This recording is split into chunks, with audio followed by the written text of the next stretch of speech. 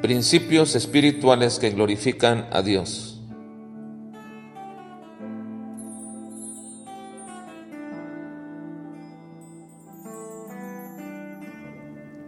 Principio espiritual número 223.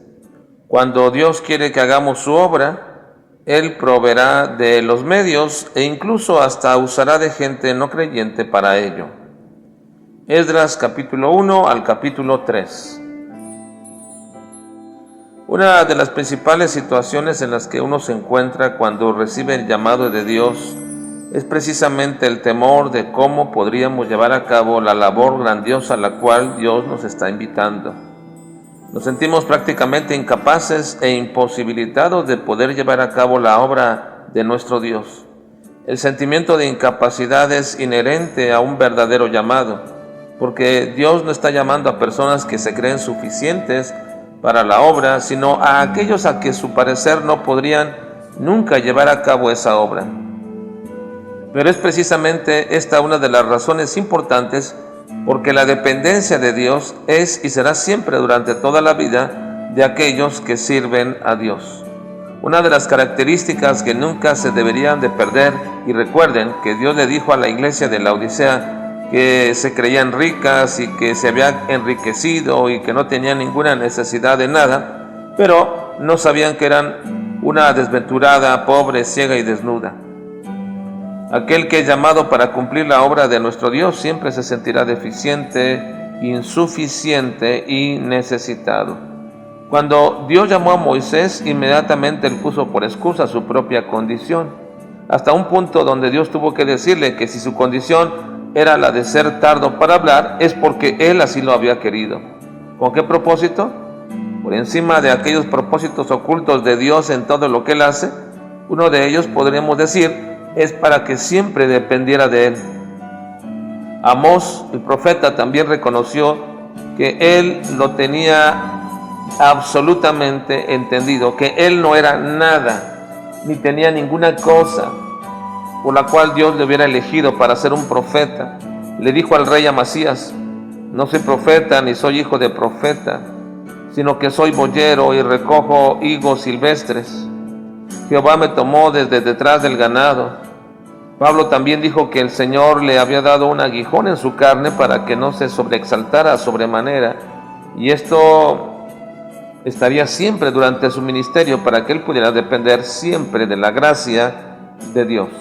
En fin, cuando Dios quiere hacer algo y llevar a cabo su plan, no hay nadie que nos pueda impedir, pero también Dios mueve el corazón de aquellos a quienes quiere utilizar, seas tú o sea yo, incluso también hasta los propios inconversos o no creyentes, Dios moverá para que nos ayuden en todo esto.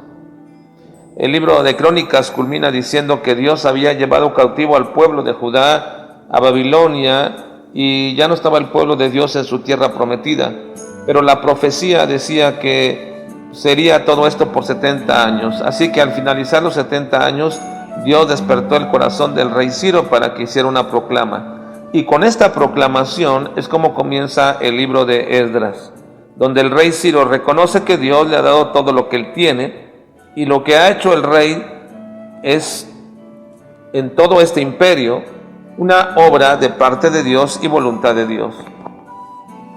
Y ahora Dios le ha ordenado que edifique casa en Jerusalén, aquella que había sido destruida. Así que Dios está ordenando al rey Ciro para que en ese poder y en esa posibilidad con que le había dotado, ahora le debería de reedificar la casa o el templo que había sido destruido junto con toda la ciudad.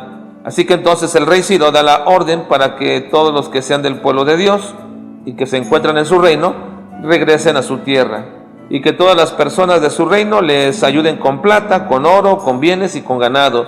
Y además el mismo rey Ciro ofreció voluntariamente muchos bienes para este propósito. Y a todo eso también regresó lo que los anteriores reyes habían sacado de Jerusalén.